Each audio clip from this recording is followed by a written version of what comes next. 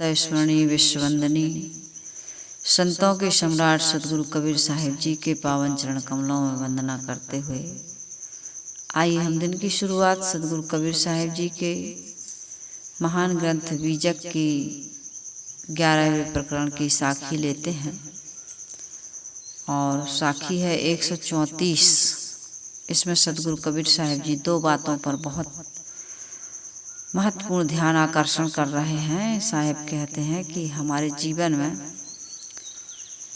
क्या होना चाहिए, अहंकार और विषय शक्ति का त्याग होना चाहिए, क्योंकि ये जन्म जन्मांतरों से जीव के साथ लगे हुए हैं और विषय शक्ति और अहंकार के कारण ही आदमी संसार में बहुत दुखी है, बहुत दुखी, इतना दुखी कि इसके दुखों की सीमा नहीं है और इसके दुख को कोई दूर भी नहीं कर पा रहा।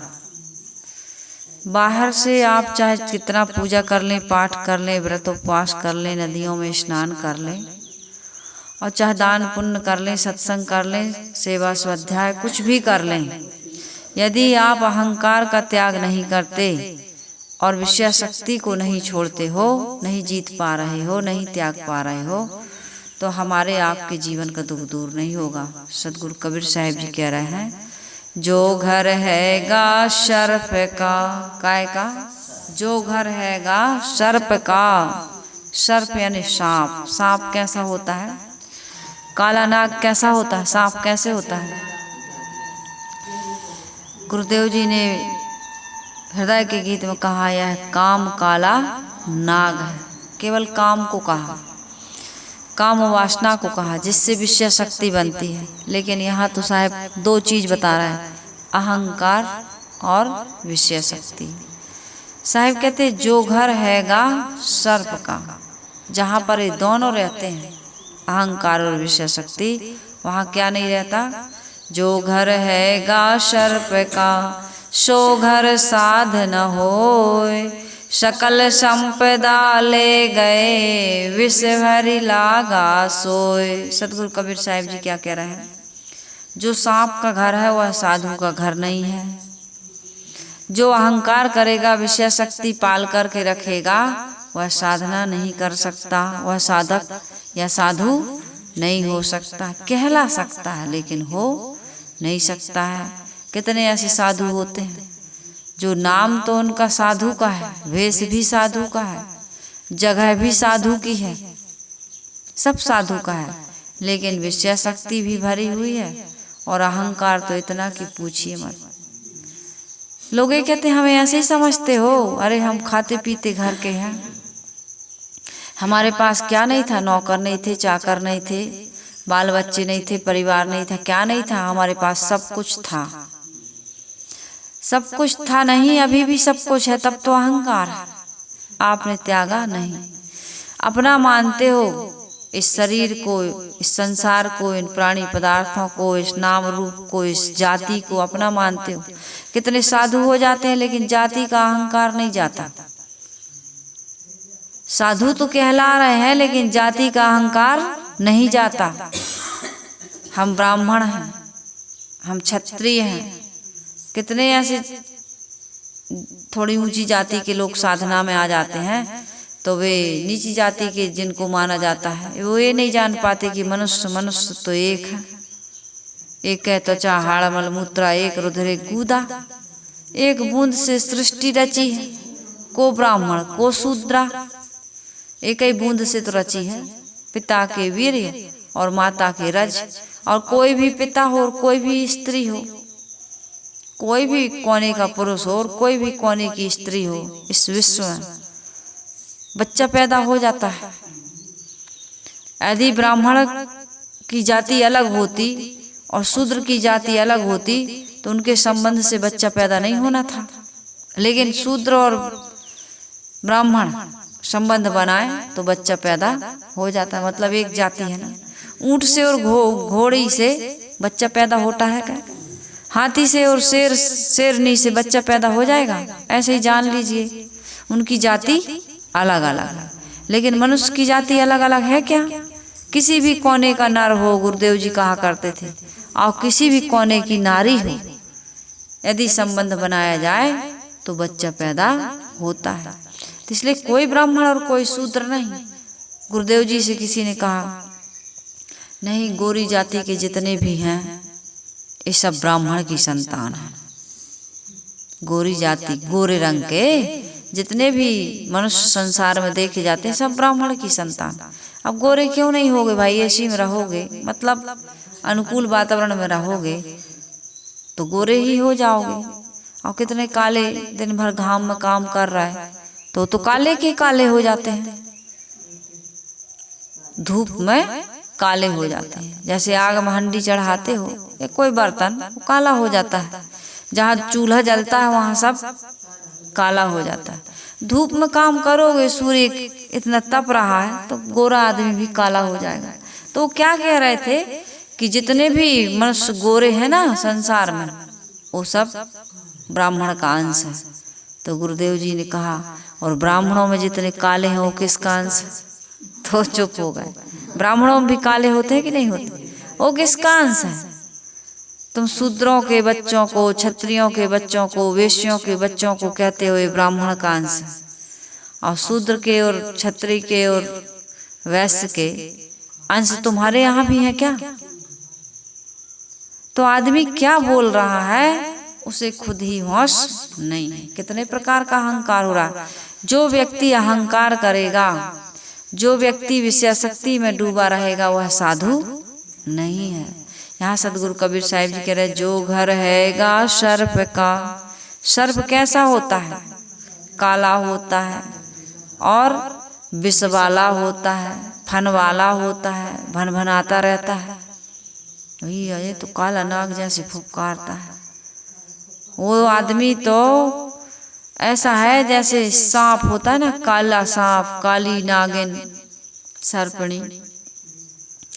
वो भूलती नहीं है। कहते हैं उसको यदि कोई सता दे या एक को मार दे और एक बच जाए तो कभी वो कभी न कभी बदला लेकर के रहती, भूलती नहीं। वो अपनी आंखों में कहते हैं कैमरा रहता है, फोटो खींच लेती। ऐसा बताते हैं, कई लोगों का अनुभव है। तो इसी प्रकार से अहंकारी आदमी होता है। वर्षों बीत जाएंगे, जीवन बीत जाएगा, लेकिन वो उस बात को भूले, कड़वे प्रसंग को, कभी किसी ने अपमान कर दिया उसका, कुछ कह दिया, उसे किसी प्रकार से हानि पहुंचा दिया, कोई त्रुटि हो गई सामने वाले से, किसी भी कारण से हो जाता है, तो वो भूलता नहीं। वो हमेशा उस मैर को भजा के रहता है। वो बैर विरोध को बिल्कुल याद रखेगा, जिंदा करता है उसको। हर आदमी अपने जीवन में जो बातें भूल जानी चाहिए, कड़वे प्रसंग, किसी ने किसी प्रकार से कोई गलती कर दी, कहीं अपमान कर दिया या कुछ भी हो गया, तो उसको याद करता। कुछ कह दिया तो याद करता है। रोज माला जपना भूल जाता है, ध्यान साधना करना भूल। साहब आपने जो मंत्र दिया था वो इधर उधर मन हो जाता है, हम भूल जाते हैं उस मंत्र को। जपने के लिए तो बैठते हैं लेकिन वो मंत्र हम याद नहीं रख पाते, भूल जाते हैं। साहब पता नहीं कहाँ मन चला जाता है, लेकिन इस चीज को भूले क्या 20 साल हो गए। हमको ससुर जी ने ऐसा कहा, हमको सास ने ऐसा कहा, पति ने ऐसा कहा। वो याद दिन भर आ रही है लेकिन वो सामने बात आ जाती है, बोलते नहीं। बोलचाल बंद, मिलना जुलना बंद, उठना बैठना बंद। कोई त्योहार में, शादी है, विवाह है, कोई मांगलिक कार्य हो रहा, दुख में सुख में हम अब शामिल नहीं होते। ये अहंकार आदमी को सुख से नहीं रहने दे रहा। साहब कह रहे हैं, जो घर हैगा सर्प का, सो घर साध न होए। ऐसा आदमी साधना नहीं कर सकता, अपने जीवन को सुंदर निर्मल पवित्र नहीं। यही साधना है, और क्या साधना है? साधना का अर्थ होता है साधना, साधयाने इच्छा ना याने नहीं। हमारे अंदर तो ऐसी इच्छा हो रही है कि कब मार दें, कब उसकी हानि हो जाए, दुखद समाचार उसके बारे में कब सुनने को मिलेगा, हमारे दुश्मन की कब हानि होगी। रोज जाप कर रहे हैं कि हे भगवान हमारे पड़ोसी को, सास को, अरे सास को जिससे तुम्हें पति मिला है, आज घर घर में अभी भी वही परिस्थिति, सास और बहू की, देवरानी की, जिठानी की, भाई भाई की, जो एक माता पिता से पैदा होते हैं, उनके लिए क्या, उनके लिए हम क्या सोचते हैं, हे भगवान वो आदमी लुढ़क जाए, मर जाए, लकवा लग जाए, हार्ट फेल हो जाए, उसका कैंसर ही हो, कीड़े पर के मरे। कैसे कैसे शब्द वर्ड, कैसे कैसे शब्द यूज करते हैं लोग, कैसी कैसी गालियों में आप शब्द बोल जाते हैं। यदि रिकॉर्ड करके उनको सुनाया जाए, अपन ने जो बोला वो याद नहीं, लेकिन सामने वाले से लड़ते लड़ते जो कुछ सुन लिया उसको बिल्कुल लिख गई बात, अब डिलीट नहीं हो रही, मेमोरी में सेट हो गई है एकदम। अब ऐसी बातें सेट करोगे तो सेट होगे कि नहीं होगे, दुखी होगे कि नहीं होगे। ऐसी बातों को सेट मत करिए, डिलीट करिए, उसको सेव मत करिए, क्योंकि आपका दिमाग, आपका मूड कैसा हो जाएगा, ऑफ हो जाएगा। फिर कुछ अच्छी बातें हम और आप सोच विचार नहीं पाएंगे। इसलिए क्या करना चाहिए, साहब कहते हैं अहंकार ना करो। किस चीज का अहंकार करते हो, अहंकार से सब गया, धन वैभव और वंश, ना मानो तो देख लो, इतिहास उठाकर देखो, रावण, दुर्योधन, कंस, ये बड़े अहंकारी थे। रावण था, दुर्योधन था, कंस था, हिरण्यकश्यप थे। कैसे कैसे लोग अहंकार में चूर होकर के खुद का तो पतन किए, इस समाज को बहुत दुखी किए और चले गए, ऐसे ही धूल में मिल गए। अहंकार किस बात का करते हो, शरीर मिला है, ये माता पिता की देन है, नाम किसी और ने रख दिया, माता पिता नहीं रख पाते, कोई दूसरा रख देता है, शिक्षा किसी दूसरे से मिलती है। आप जो जीवन निर्वाह की चीजों का उपयोग कर रहे हैं, आपने नहीं उत्पन्न की है। मोटरसाइकिल आपने बनाई, कार, कपड़े आप बुनते हो, जो आप ब्रश और मंजन करते हो, साबुन शैम्पू लगाते हो, इत्र लगाते हो, जितनी भी चीजें हैं हमने आपने आविष्कार किया, हमने बनाया नहीं। और जिस दिन मरोगे उस दिन भी दूसरे के कंधे पर शमशान को जाओगे। यदि किसी बात का अहंकार हो तो अपने पूर्वजों की लगी हुई जो तस्वीरें हैं ना, दीवालों पर टंगे हैं, उनको देख करके थोड़ा सा विचार कर लेना कि वो जैसे वो चले गए, एक दिन हम भी ऐसे ही चले जाएंगे। और ये संसार ऐसे ही चलेगा जैसे चल रहा है, न किसी प्रकार की हानि होगी, न तुम्हें कोई याद करेगा। और याद करेगा अहंकारी को तो घृणा से करता है, नफरत से करता है, उसके मरने पर खुशी होती। इसलिए ऐसा जीवन न जियो जहां में जब तू आया था सभी हंसते, तू रोता था, बसर कर जिंदगी ऐसी सभी रोए, तू हंसता जा। पश्चाताप न करना पड़े, दुखी ना होना पड़े। इसलिए साहब कह रहे हैं कि जो घर हैगा सर्प का, सो घर साध न होए। अहंकार को त्यागो, अहंकार को त्यागे बिना हमारा काम सफल होने वाला नहीं है, हम सुखी होने वाले नहीं हैं, हमारे पुण्य परमार्थ की पूंजी बनने वाली नहीं है। अहंकार न कर, अहंकार में ऐठे ऐठे चलते हो। भजन कितना सुंदर, मत कर काया को अहंकार, मत कर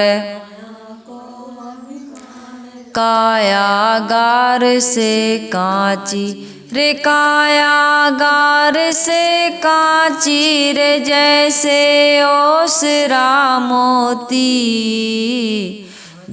झपका पवन का लग जाए, झोंका पवन का लग जाए, काया धूर हो जासी रे, काया धूर हो जासी रे, जैसे ओसरा मोती। झपका पवन का लग जाए, झोंका पवन कायागार हो जासी। ये शरीर कैसा है, बहुत कमजोर, क्या कहते हैं, ईंट का गारा लगाया, क्या क्या है वो, मांस का गारा लगाया ईंट जिसकी हड्डियां, और चंद श्वासों पर टिका है एक ख्याली आसमां, काल की पुरजोर आंधी, काल की पुरजोर आंधी जिस समय टकराएगी, देख लेना यह इमारत खुद ब खुद ढह जाएगी। ढह जाती कि नहीं ढह जाती? श्वासें हमें किसी और से मिली, उधार की श्वासें हैं, गिन के मिली है। ये श्वासें कब आना और जाना रुक जाए इसका कोई भरोसा नहीं है। साधना, कोई भरोसा है इस श्वास का? हम जो श्वास ले रहे हैं, जो श्वास आ रही है वो फिर से आएगी और जाएगी, ये कोई भरोसा है? नहीं है। बदन मेरा मिट्टी का, श्वासें मेरी उधार हैं, और घमंड करूं तो यहाँ किस चीज पर, हम सब यहाँ किराएदार हैं। किराएदार हैं हम लोग, लेकिन किराएदार होते हुए भी यदि किसी को ये पता चल जाता कि मरेंगे नहीं हम, तो सोचो क्या होता। तो भजन क्या कहता है कि मत कर काया को हंकार, मत कर अभिमान, मत कर माया को अभिमान। काया गार, ये माया और एक काया दोनों झूठे हैं। कैसे कैसे महाराजा संसार में हुए, ऐसा सख्त था महाराज, ऐसे ऐसे लोग हुए हैं कि उनके सामने संसार झुकता था। ऐसा सख्त था महाराज जिनका मुल्कों में था, जैसा मुल्कों में राज था, दूर दूर तक लोग थर्राते थे, कांपते थे। जिन घर झूलता हाथी रे, जिन घर झूलता हाथी रे, उन घर दिया ना बाती। झोंका पवन का लग जाए, झपका पवन का लग जाए, काया धूल हो जा रे, काया धूल हो जा सिर, जैसे ओसरा मोती। ओस का मोती सुबह सुबह दिखता है, चमकता है, और कुछ ही देर में झड़ जाता है। मत कर काया को हंकार, मत कर माया को हंकार। कायागार से कांची रे, कायागार से कांची रे, जैसे ओसरा मोती। मत कर माया को हंकार, मत कर काया का अभिमान। काया गार से कांची, ये सारी चीजें याद रखा करो। ये काया का, ये माया का है ना, किसी पद का, अहंकार का, जवानी का गुरूर मत करो। जवानी ऐसा मेहमान है कि एक बार आता है और चला जाता है, फिर नहीं आएगा। लेकिन एक दिन बुढ़ापे का हिम भी गिरेगा, तुम ठंडे हो जाओगे। और बुढ़ापा ऐसा ढीठ मेहमान है कि जो आता तो है लेकिन जाता। जवानी तो आती है लेकिन रहती नहीं। रहती है जवानी किसी की? इसी जवानी में कितना अहंकार, कितना गुरूर। जवान भये जब तिरछे चाले, चाल चले जैसे तकुआ।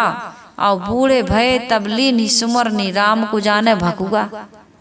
जवानी में थे तो टेढ़े टेढ़े चलते थे, सास को नहीं जानते मानते थे, पिता ससुर को भोजन बना के नहीं देते थे ठीक से, सास के साथ कैसा कैसा दुर्व्यवहार, देवरानी जेठानी सब संसार के साथ तुमने दुर्व्यवहार किया। और आज हे भगवान तुम ही सहारा हो, कोई सहारा नहीं बनेगा। कर्म प्रधान विश्व रचि राखा, जो जस करहि सो तस फल चाखा। शक्कर दे शक्कर मिले, टक्कर दे टक्कर मिले, जैसा करे सो वैसा भरे, नहीं तो करके देख ले।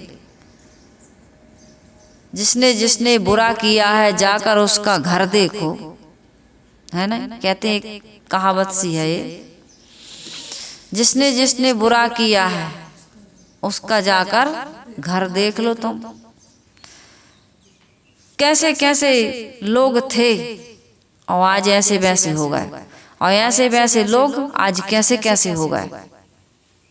अच्छे कर्म करके ऐसे वैसे थे, लेकिन उनने कर्म अच्छा किया, आज उनकी महालटारी खींची। जो धर्म करता है, पुण्य करता है, परमार्थ करता है, छोटा बनता है, विनम्रता पूर्वक सबका सुन लेता है, सह लेता है और कभी गलत रास्ते पर नहीं चलता है, वो आगे जाकर के बहुत सुखी होता है। लेकिन आज जवानी के अवसर मिला है, जो कुछ दिन का है अवसर, उसमें यदि आपने घमंड किया, गुरूर किया, अहंकार किया और आपका जो कर्तव्य था उसको नहीं निभाया, जो आप करने लायक थे उस काम को नहीं किया, तो बुढ़ापे में क्या होगा? एक लोटा पानी देने वाला आपको नहीं मिलेगा और मर जाओगे तो सब लोग खुशियां मनाएंगे।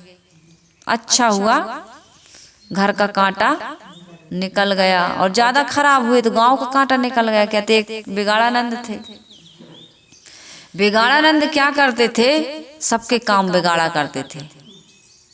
जहां जाएं बस उनका काम ही ऐसा, वाणी से, व्यवहार से, सोच से, विचार से, रहनी से, आचरण से उनका ऐसा जीवन बना हुआ था कि सबको गलत प्रेरणा मिलती थी, सब दिशा भ्रमित हो जाते थे।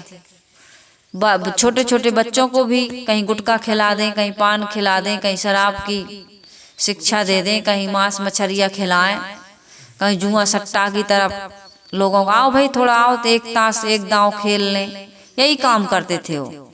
किसी का काम बन रहा है, कहीं अच्छा कोई सगाई है, रिश्ता है, संबंध जुड़ने वाला है, तो बुराई बता देते थे। अरे तुमको पता नहीं है, उनका एक ही काम रहता था। कहते हैं एक बार क्या हुआ, वो बीमार हुए तो सभी लोगों को बुलाए, लोग गए, कहा भैया यदि हम मर जाएं तो हमारी अंतिम इच्छा जरूर पूरी कर देना।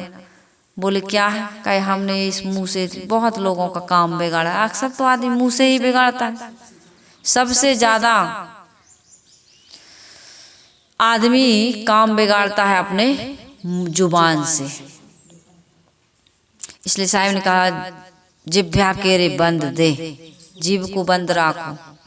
32 दांत के भीतर है, फिर भी से ऐसे काम कर जाती है कि 32 को झड़वा देती है। जो के पहरेदार हैं, 32 दांत जीभ के पहरेदार हैं। जीभ ने कहा भैया हमारी रक्षा करना, हम हड्डी तक नहीं है, कुदरत को नापसंद है शक्ति जुबान में, इसीलिए तो दी नहीं हड्डी जुबान में। कुदरत को, प्रकृति को शक्ति बर्दाश्त नहीं है।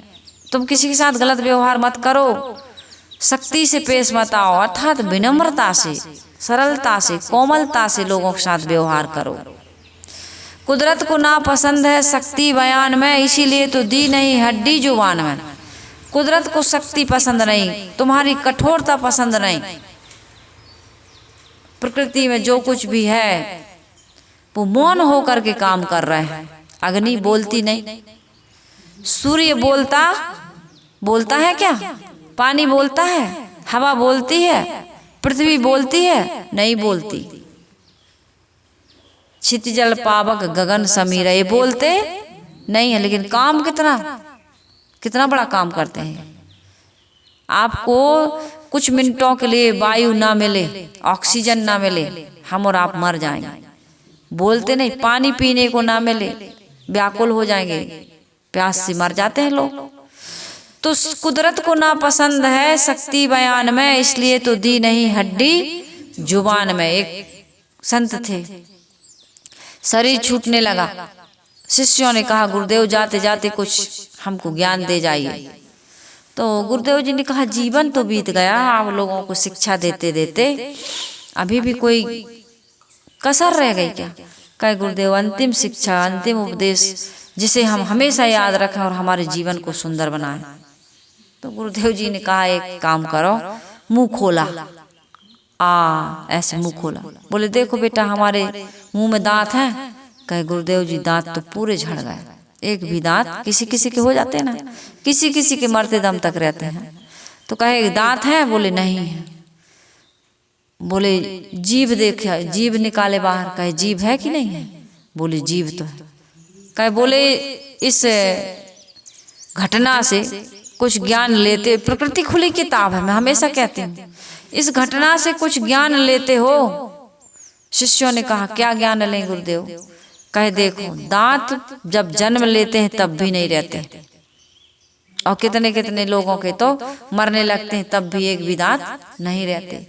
दांत कठोर हैं, ये बाद में आते हैं। यदि दांत लेकर के आते तो माँ के स्तन में कितने बार आप घाव बना देते।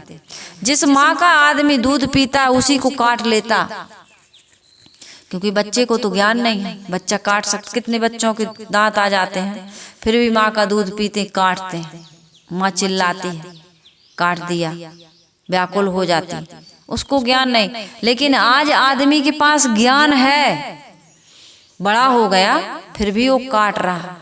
दूसरे का हित करना, दूसरे को कटु बोलना, दूसरे का काम बिगाड़ना, दूसरे को दुख देना, पीड़ा देना, तकलीफ देना, ये काटना ही तो है। ये तुम आदमी कहते बिल्ली रास्ता काट गई काम नहीं होगा, आदमी कितना रास्ता काट रहा, नहीं काट रहा। तो गुरुदेव जी ने कहा कि देखो दांत पहले नहीं थे और आज भी दांत नहीं है। प्रकृति दांत झड़ाती है, आंख कमजोर करती है, कान कमजोर करती है, बाल पकाती है, गाल तुचका देती है, त्वचा सिकुड़ जाती है, क्या क्या करती है। लेकिन फिर भी हमारा मन संसार के भोगों से उबता नहीं। मुंह में दांत नहीं, पेट की आंत कमजोर हो गई, लेकिन समोसा सकरात के लड़ुआ खाने हैं, सिलबट्टे में पीस के दे दो सतुआ बना के पी लेंगे, लेकिन खाएंगे। तो संत जी ने कहा कि खाना देखना सुनना सूंघना चखना कम करो, प्रकृति कह रही है, ये संसार का नियम कह रहा है कि अब तो खाने पीने देखने सुनने सूंघने चखने की आसक्ति त्याग, भोगों की आसक्ति त्याग। ये दांत टूटे हुए दांत कह रहे हैं कि देखो जो कठोर होता है वो बीच में ही आता है और बीच में ही खत्म हो जाता है। लेकिन जिस हड्डी में जुबान नहीं है वो हड्डी वो जुबान हमेशा जन्म से लेकर के मृत्यु पर्यंत साथ रहती है, क्योंकि जुबान कैसी नरम। इस जुबान से किसी के काम बिगाड़ने नहीं चाहिए। बिगाड़ानंद ने कहा मैंने बहुत काम बिगाड़े, बहुत काम बिगाड़े हैं भाई। मैं अब अंतिम इच्छा मेरी यही है कि जिस दिन मैं मर जाऊंगा आप सब आओगे ही, और आप आना, नहीं आओगे तो मैं निमंत्रण दे के जा रहा हूं, आप आइएगा और एक काम करिएगा मेरा। बोले क्या काम करिएगा? बोले आप 2 इंच का 4 इंच का जितना भी आपको लेना हो एक खूंटी बनाना, और इस खूंटी को मेरे मुंह खोल करके मुंह में ठोक देना, और बिल्कुल ऐसे ही कफन लपेट करके मेरे, और एक खूंटी गड़ाए गड़ाए शमशान तक ले जाना, गांव में घुमाना, और सबको ये शिक्षा देना कि देखो बिगाड़ानंद ने जुबान से काम बिगाड़े हैं, इसके मुंह में खूंटी गाड़ करके हम शमशान ले जा रहे, खुद बिगाड़ानंद ने कहा है। ऐसा लोगों को बताना। और जैसे सिकंदर ने नहीं कहा था मेरे दोनों हाथ कफन से बाहर निकाल देना, लोगों ने कहा क्यों? कहे इसलिए कि लोगों को ये पता चले कि इकट्ठे कर जहां के जर सभी मुल्कों के मालिक थे, लेकिन सिकंदर जब दुनिया से गया तो दोनों हाथ खाली थे। कुछ भी लेकर के नहीं आता है आदमी, और कुछ भी लेकर के नहीं जाता है। कर्म की कमाई बस उसके साथ जाती है, सूक्ष्म संस्कार के रूप में वो जीव के साथ गमनागमन करता है, कर्मों का बंडल। भजनों में आप सुनिएगा,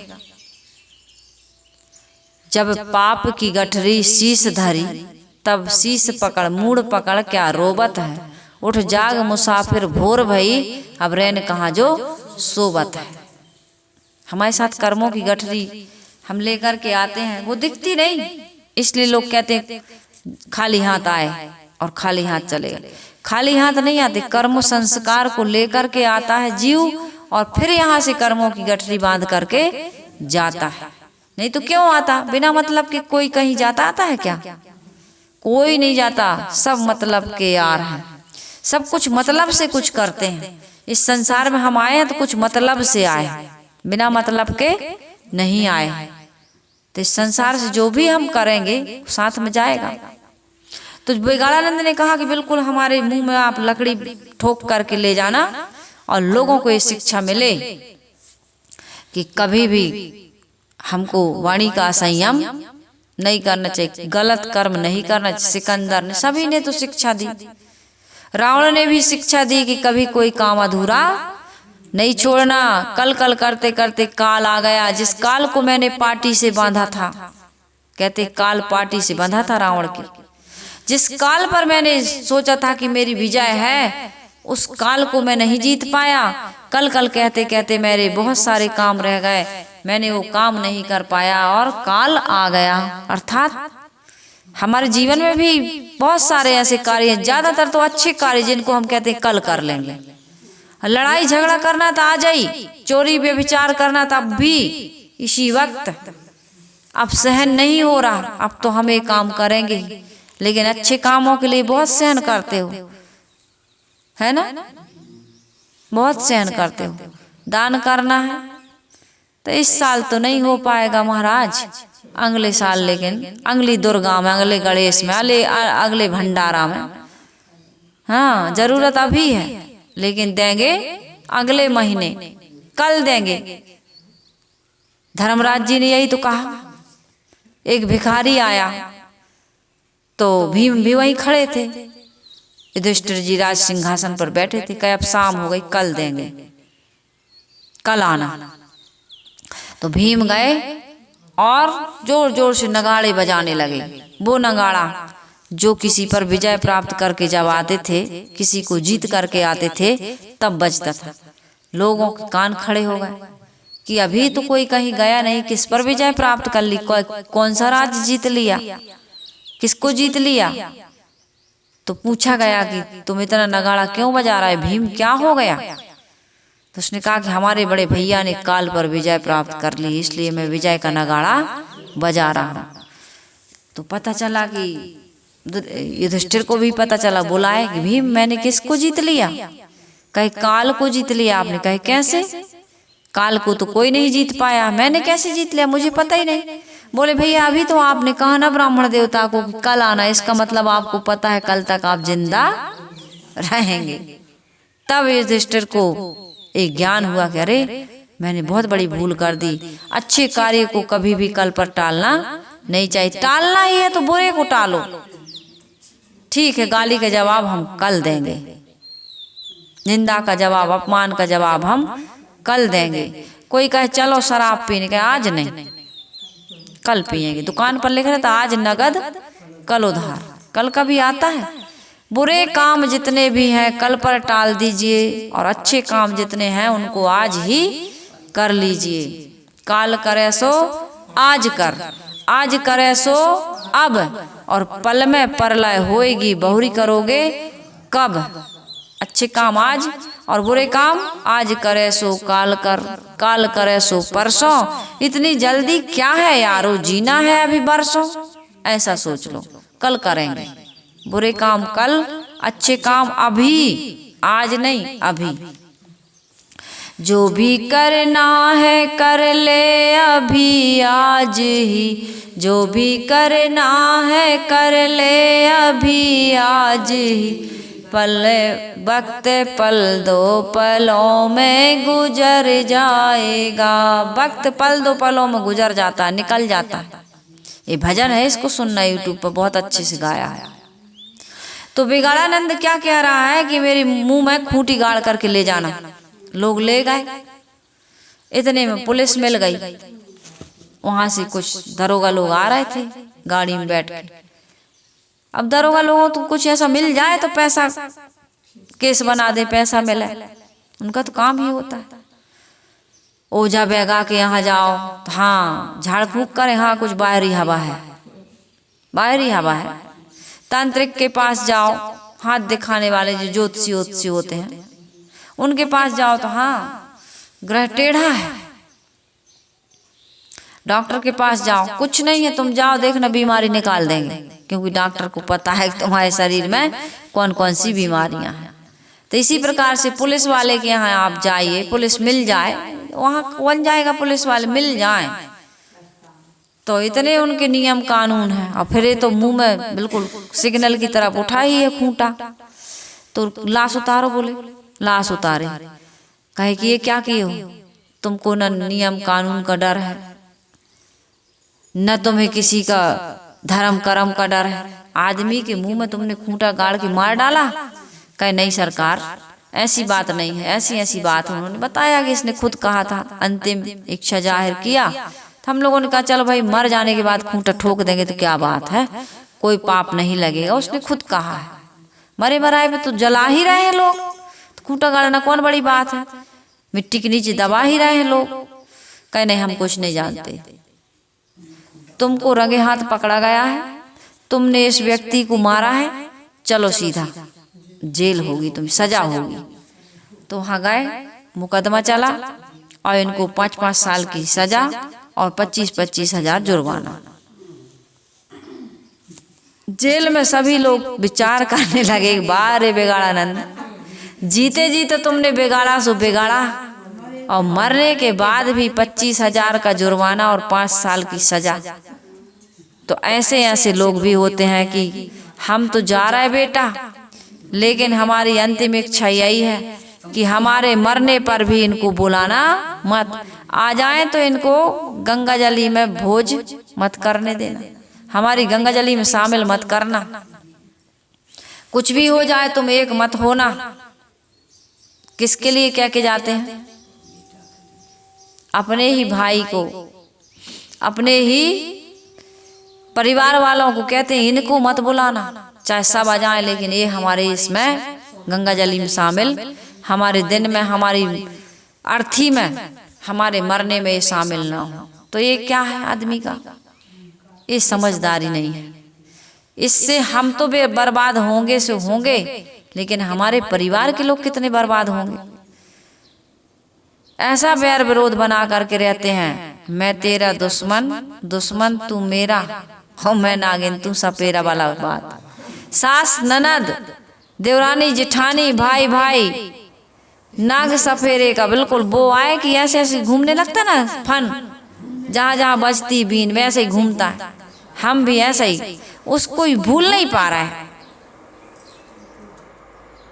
जो सूल दे रहा है उसको भूल नहीं पा रहा है। साहब कहते हैं जो घर हैगा सर्प का, सांप का, अहंकार का, विषय शक्ति का, सो घर साधन होए। ऐसा आदमी साधना नहीं कर सकता, ऐसा आदमी साधक नहीं हो सकता, ऐसा आदमी संसार से पार नहीं हो सकता, सुखी नहीं हो सकता। सीधी सी बात, उसका मन जलता रहेगा, कभी भोग के लिए तो कभी दूसरे के दुख के लिए। इसको दुख कब मिलेगा, अहंकारी आदमी सुख नहीं देता, दुख देता है, और उसका जीवन कैसा बनेगा, वो दुखी ही रहेगा। जितनी मात्रा में विषय शक्ति, जितनी मात्रा में अहंकार, उतनी मात्रा में दुख, उतनी मात्रा में बंधन। इसलिए साहब कहते हैं सकल संपदा ले गए। सारी संपत्ति क्या है हमारी, सारी संपत्ति है आध्यात्मिक शक्ति नष्ट हो जाना। आदमी के पास वह शक्ति है, वह पावर है कि वह जिंदगी में कभी दुखी नहीं होगा, कभी दुखी नहीं हो सकता। इतना पावर है उसके पास, इतनी शक्ति है उसके पास, लेकिन उसकी ये शक्ति कैसी हो गई, अहंकार और विषय शक्ति के कारण सकल संपदा ले गए, विष भरी लागा सोए। आदमी ने संसारिकता का विष भर कर ऐसा नुकसान किया अपना, अहंकार में पड़ करके ऐसा नुकसान किया अपना कि इसके जैसा दुखी संसार में कोई और मिलना असंभव, दुर्लभ। आदमी से ज्यादा, आदमी जितना रोता है, आदमी जितना दुखी होता है, आदमी जितना बंधन बनाता है, कोई बनाता नहीं। पशु पक्षियों को देख लो, टाइम से सो जाते हैं, शाम के बाद वो खाना नहीं खाते, शाम के बाद घर से घोंसले से बाहर नहीं निकलते और अपना प्राकृतिक भोजन ही करते हैं। मांसाहारी हैं तो मांसाहारी, शाकाहारी हैं तो शाकाहारी। जो शाकाहारी मांसाहारी होते हैं वो अपना प्राकृतिक जीवन जीते हैं, उनकी सारी क्रियाएं प्राकृतिक हैं। लेकिन मनुष्य रात रात भर जगता है, रात में ही तो चोरी करने जाता है। पशु को आप सामने चारा दे दो, भोजन दे दो, वो जितना भूख हो उतना ही खाएगा। चिड़िया भी आती है दाना चुगने, जितना उसको खाना रहता है वो बाकी छोड़ के फुर्र से उड़ जाती है। वो लेके नहीं जाती कल के लिए रख लूं, कल पता नहीं मिले ना मिले, और कल भी उसका पेट भरता होगा।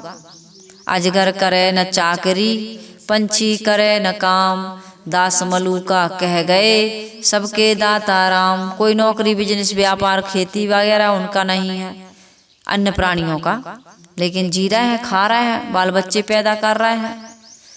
किसी चीज को लेके लड़ाई झगड़ा उनके यहाँ थोड़ा मोड़ा लड़ लेते हैं वो लोग भी। अब भाई जब मनुष्य शरीर में आके संस्कार बना के गए हो लड़ने के, तो अन्य खानियों में भी तो लड़ोगे, वहां कैसे बचोगे। यहाँ आपने जो जो कुछ डिपॉजिट किया है वो विड्रॉल करोगे कि नहीं करोगे। अन्न खानियों में जाकर के भजा करके खाओगे। यहाँ लड़ाई झगड़ा ना करो, बैर विरोध ना करो, नहीं तो चोंच चोंच में लड़ोगे, अन्न सींगों में लड़ोगे, सींगे ही टूट जाएंगे, दो लत्ती मारोगे, है ना। यही सब करते रहोगे। कहने का मतलब मेरा ये है, समझाने का मेरा आशा ये है कि जीवन में हमारी सबसे बड़ी संपत्ति है शांति, सबसे बड़ी संपत्ति सुख, सबसे बड़ी संपत्ति है प्रसन्नता, प्रेम, सहानुभूति, सहनशीलता, ये सबसे बड़ी संपत्ति। सहाने वाला कमजोर हो जाए, सहने वाला कमजोर नहीं होना चाहिए। ऐसा जीवन जिए हम। हाँ, यदि कोई एकदम गलत कर रहा हमारे साथ तो गलत का तो प्रतिकार करना चाहिए, क्योंकि आप गलत को भी, हमारे महापुरुषों ने कहा, कोई एक गाल पे चांटा मारे तो दूसरा सामने कर दो, ये गलत बात। यदि आप एक गाल पर चांटा मार रहा है दूसरा सामने करोगे तो आप चांटे ही खाते रहोगे। गलत में चांटा खाना भी गलत है, आप गलत नहीं है, और सामने वाला आपको चांटा मार रहा तो उसको रोको, उसको टोको, उसको समझाओ, नहीं तो उसका उत्तर दो। ना हम एक कहते हैं ना दो सुनते हैं। क्यों सुने और क्यों सहे। हाँ, इसके बावजूद भी कहीं कहीं सहना पड़ता है। थोड़ा सहने से यदि काम बन जाता है, शांति बनी रहती है। कई जगह ऐसे होता है, बहू बहुत अच्छी लेकिन सास हर समय बड़बड़ बड़बड़ बड़बड़ बड़बड़ लगी। पति है ऐसा, कोई भी व्यक्ति हो सकता है, तो उसको बड़बड़ाने दो। तुम अपना मौन होकर शांत होकर के हर जगह जवाब देने की भी जरूरत नहीं है। समझदारी से काम करो, हर जगह समझदारी की जरूरत है।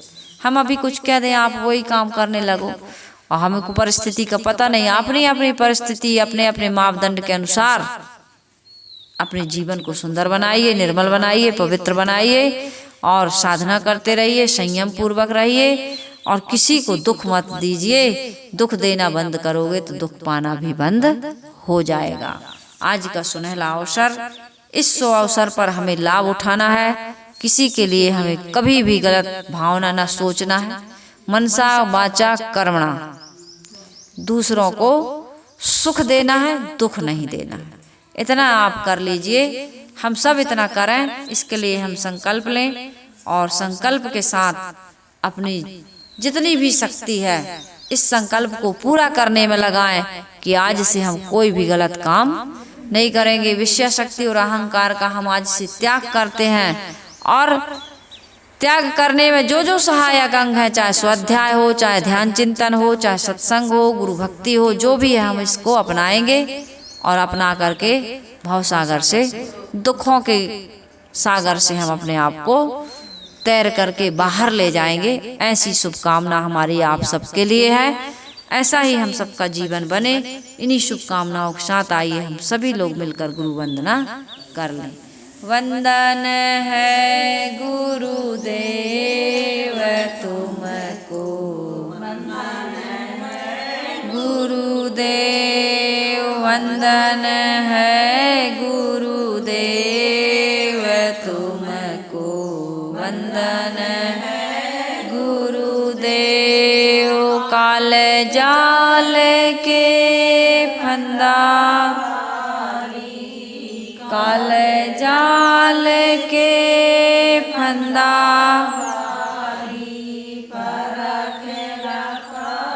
यो भेव तुमको परख लखायो,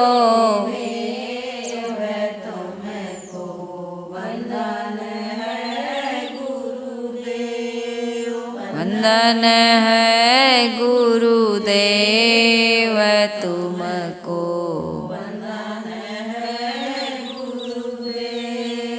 वेद शास्त्र सब खोजत,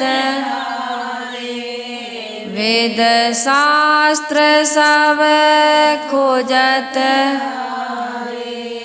मरवे न जानत केव तुमको, मरवे न जानत केव तुमको।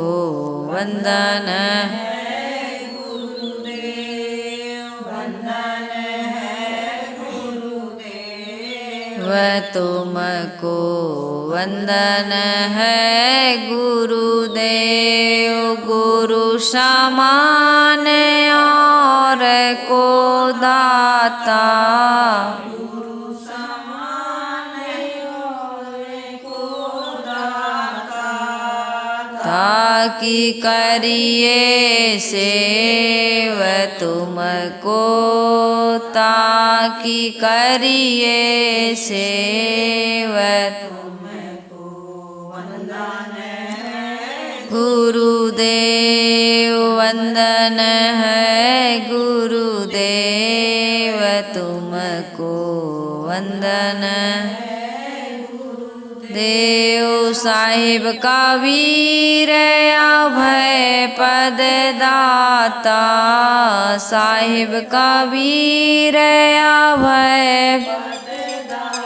ता, पूरण परख समेव तुमको, पूरण परख समेव तुमको।